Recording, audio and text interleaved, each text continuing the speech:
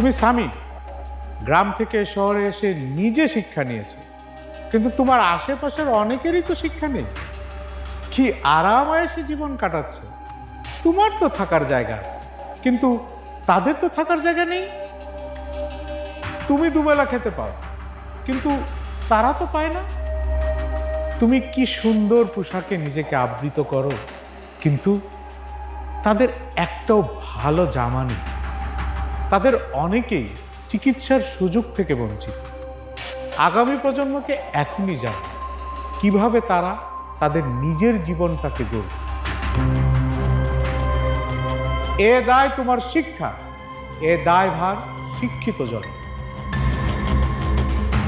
একটি পরিবারের সমৃদ্ধি মানেই জীবনের সমৃদ্ধি। জীবন সমৃদ্ধ হলেই জাতীয় জীবনে তার ছোঁয়া পড়বে।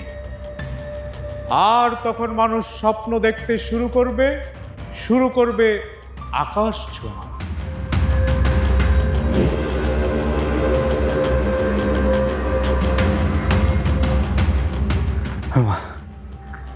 আমি কি দেখলাম? এটা কি স্বপ্ন না বাস্তব?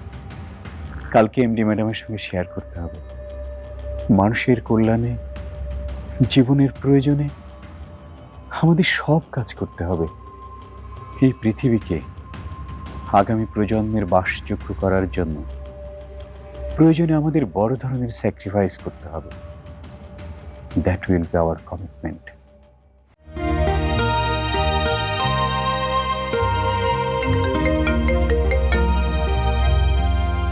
কিরে মিতা? হ্যালো খালামণি। কিরে, কি জন্য ফোন দিয়েছিস? খালামণি, বাবার শরীরটা না খুব একটা ভালো না। কি যে করি, মাও তো স্কুলের পরে এসে বাবাকে নিয়ে ব্যস্ত হয়ে যায়, আর আমিও খুব একটা অফিসে ছুটি পাচ্ছি না। কি যে করব কিছুই বুঝতে পারছি না। তোকে তো কতবার বললাম আমার ফ্যাক্টরিতে জয়েন কর। খালামণি, চাকরিতে কেউ ছাড় দেয় না। মিতা, তুই আমার ছোট বোনের একমাত্র মেয়ে, তুই চাকরি করবি কেন? তুই হবি মালিক, শেয়ার হোল্ডার। শানুর বাবা চলে যাবার পর তার এত বড় প্রতিষ্ঠানটা ভবিষ্যতে কে সামলাবে বল? ঠিক আছে, সবই বুঝতে পেরেছি। আচ্ছা খালামণি, তোমাকে না একটা কথা বলার ছিল। বলছিলাম যে স্বামী। আমি জানি তুই কি বলবি। He is very good. তোর মাকে নিয়ে আগামী শুক্রবার চলে আয়, কথা হবে। Don't worry. ওকে খালামণি।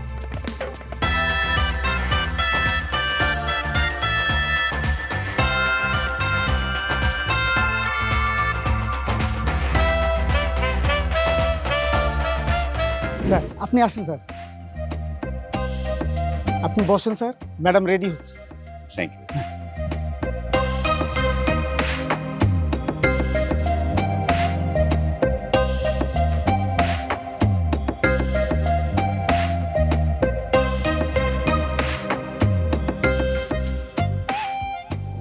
তুমি এসে গেছো স্বামী, বসো।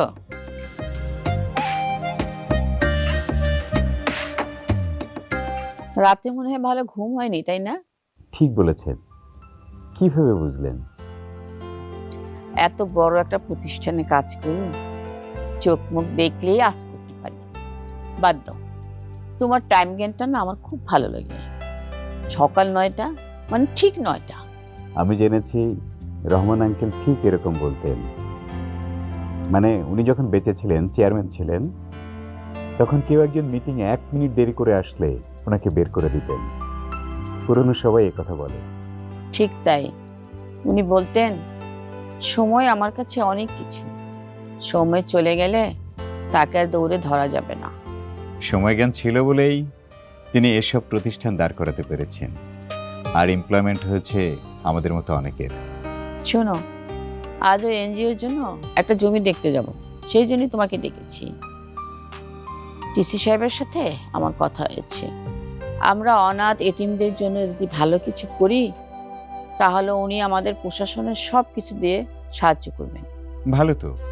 এই প্রজেক্টের জন্য আমার ফিজিক্যাল এবং মোরাল সাপোর্ট আমি দেব খালামণি।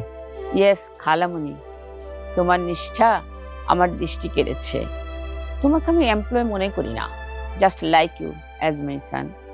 তুমি তো জানো আমার দুটি মেয়ে আছে, রানু, শানু। ওরা এমবিএ করেছে, বিদেশে যেতে বলেছিলাম, যায়নি, এখানেই রয়ে গেছে। ওরা তোমাদের সাথে কাজ করবে এবং মিতাও কাজ করবে। মিতা? ইয়েস, সে আমাদের সাথে জয়েন করবে। আমি তাকে বলেছি জয়েন করতে। আমি রহমানের স্বপ্নটা বাস্তবায়ন করতে চাই। আমি তাকে ভালোবেসে বিয়ে করেছিলাম। কোনো মানুষের স্বপ্ন এক জীবনে বাস্তবায়ন হয় না, তার প্রজন্মের কেউ টেনে নিয়ে বাস্তবায়ন করে। ম্যাডাম, নো, বলো খালাবু। চোখ মুছো। তোমার আঙ্কেল বলতেন পুরুষ মানুষের কান্না ভেতরে থাকে, তা সংসারে কেউ দেখতে পায় না বা দেখতে চায় না। হি ওয়াজ ভেরি রিয়েলিস্টিক। মারা যাওয়ার পর বুঝতে পেরেছি হোয়াট হি ওয়াজ। আমি কি আপনাকে মা ডাকতে পারি? নো, আমার দুটি মেয়ে আছে। আমি যখন থাকবো না তখন মিতার পাশাপাশি তুমি তাদের খেয়াল রাখবে। যাও, গাড়ি বের করতে বলো।